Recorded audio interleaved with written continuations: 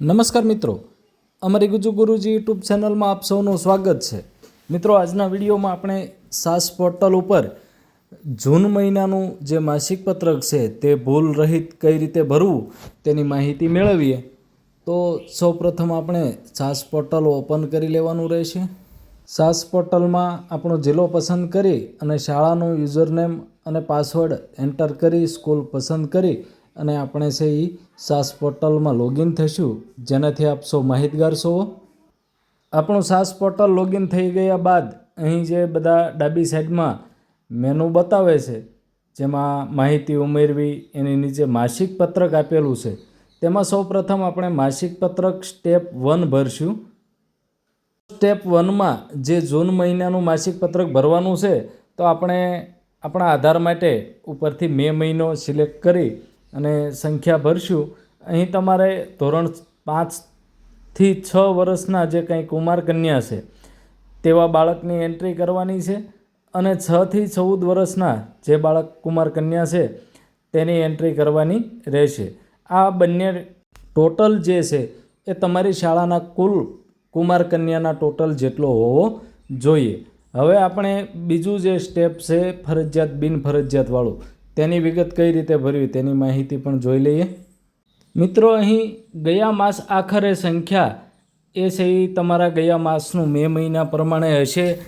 આગળ ચાલુ માસમાં દાખલ થયેલા, જેમાં બાલવાટિકા, ધોરણ 1 અથવા તો સલટી લઈને કોઈ આવેલું હોય જૂન મહિના દરમિયાન, તેવા તમામ કુમાર અને કન્યાની એન્ટ્રી અહીં થશે। અને ચાલુ માસમાં શાળા છોડી ગયેલા જે છે સલટી લઈને જવાથી આવું આપેલું જ છે, જેમાં કોઈ કુમાર કન્યા હોય તો એની એન્ટ્રી અહીં કરવામાં આવશે। નીચે માસ અંતે ફરજિયાત ટોટલ સંખ્યા છે એ આપણને મળી જવી જોઈએ। આગળનું જે સ્ટેપ છે ધોરણ 1ની વિગત, જેમાં તમારે ધોરણ 1ના કુમાર કન્યાની વિગત ભરવાની રહેશે।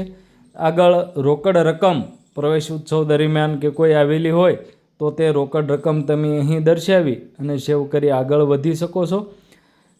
ખાસ રજાની વિગત જે છે તેમાં રવિવાર, તહેવાર એટલે કે વેકેશનના જે કંઈ દિવસો આવતા હતા તે, અને બીજો તહેવાર કોઈ આવ્યો હોય તો એ, અને કાર્ય દિવસ, આ તમામ વિગતો છે એ જૂન મહિના પ્રમાણે અપડેટ કરી અને આપણે છે એ આગળ સેવ એન્ડ નેક્સ્ટ બટન ઉપર ક્લિક કરવાનું રહેશે।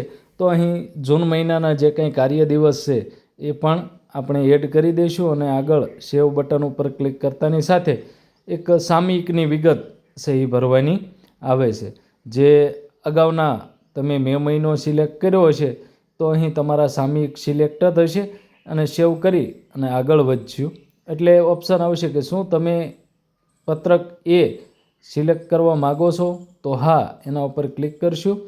ત્યારબાદ છે જો મુલાકાતીની વિગત, તમારે કોઈ પણ વિગત અપડેટ કરવી હોય તો અહીંથી તમે મુલાકાતીની વિગત પણ અપડેટ કરી શકો છો, પરંતુ એ ફરજિયાત નથી। એના વિગત અપડેટ કર્યા વગર પણ તમે માસિક પત્રક છે એ ભરી શકો છો। હવે મિત્રો, ખાસ અગત્યનું છે એ માસિક પત્રક સ્ટેપ 2 છે, જેમાં 00 બતાવતું હોય તો ઉપરથી તમે મે મહિનો સંખ્યા અંદાજિત માટે સિલેક્ટ કરી અને આગળ પ્રોસેસ કરી શકો છો।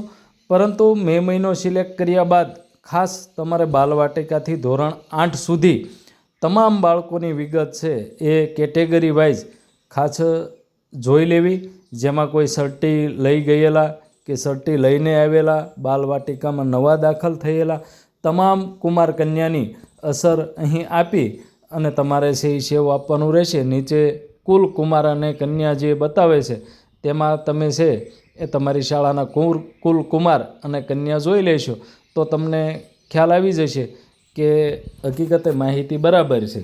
જો નીચે ટોટલ કુલ મળતો ના હોય તો ઉપરના કોઈ ધોરણમાં કે કોઈ વિગત છે એ તમારે ખૂટતી હશે, તે અહીંથી તમે જોઈ શકો છો અને એકદમ ચોકસાઈપૂર્વક આ વિદ્યાર્થીઓની કુમાર કન્યાની માહિતી છે એ દરેકે ભરવાની રહેશે। ધોરણ વાઇઝ અને જાતિ વાઇઝ સંખ્યા અપડેટ કર્યા બાદ અહીં સેવ કરવાનું નથી, પરંતુ સ્ટેપ 2માં બીજી બે બાબત ખાસ અગત્યની, સરેરાશ હાજરી। તો અહીં દરેક કુમાર કન્યાની સરેરાશ હાજરી છે એ તમારે અપડેટ કરવાની રહેશે ધોરણ વાઇઝ। સરાસરી હાજરી અપડેટ કર્યા બાદ બીજી એક અગત્યની બાબત છે એ છે મધ્યાહન ભોજનમાં લાભાર્થીની સંખ્યા. તો આ સંખ્યા પણ એક વખત અવશ્ય ચેક કરી અને અપડેટ કરવી, જેથી કરીને કુલ રજિસ્ટર સંખ્યા કરતાં મધ્યાહન ભોજનના લાભાર્થીની સંખ્યા કંઈ વધી ન જાય. તે પણ અહીંથી જોઈ લેવું. તમારી જે કાંઈ લાભાર્થીની સંખ્યા છે એ અહીં એડ કરવાની રહેશે.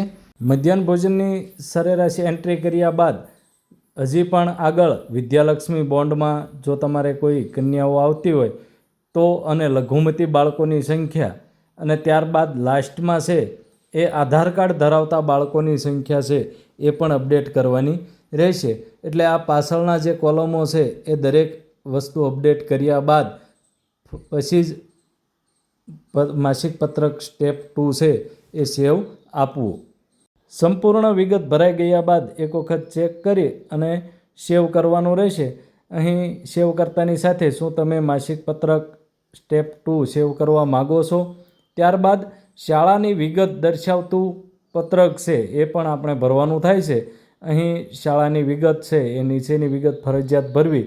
જો તમે મે મહિનાના આધારે ડેટા છે એ સેવ કર્યો છો તો તમારી વિગત અગાઉથી ભરેલી જ હશે. તે તમામ વિગત એક વખત ચેક કરી અને સેવ બટન ઉપર ક્લિક કરશો એટલે જે શાળાની વિગત છે એ પણ તમામ વિગતો છે એ સેવ થઈ જશે. તો મિત્રો, શાળા ઉપયોગી એવી નાની નાની બાબતોના સોલ્યુશન માટે અમારી ચેનલને સબસ્ક્રાઈબ કરી રાખો અને વિડીયો ગમે તો અન્ય મિત્રોને શેર કરો. આપ સૌનો ખૂબ ખૂબ આભાર.